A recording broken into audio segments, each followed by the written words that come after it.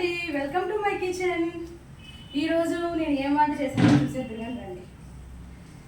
ఈరోజు ఫ్రైడే కదండి, 3వ శ్రావణ శుక్రవారం అండ్ హ్యాపీ ఇండిపెండెన్స్ డే అందరికీ.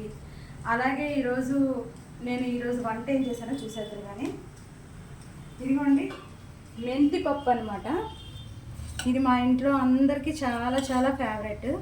ఇది చేశాను. ఇది అందరికీ తెలిసే ఉంటుందేమో, లేకపోతే ఈసారి చేసేటప్పుడు కూడా పెడతాను. అయితే బూడిద గుమ్మడికాయ ఒకటి పెద్దది తెచ్చుకున్నాం ఫ్రెండ్స్. అది జ్యూస్ తాగుతాం అనమాట మేము.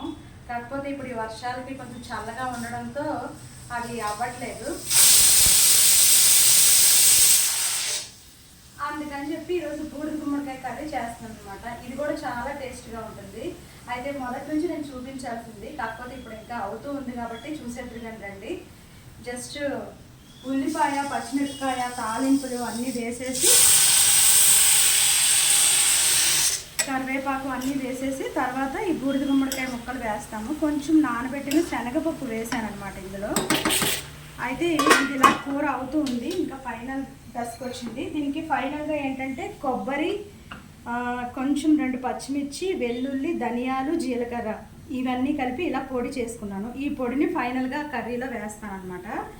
ఈ కర్రీ కూడా చాలా బాగుంటుంది ఫ్రెండ్స్. ఇంకా కొబ్బరి కూడా పెట్టేస్తాను.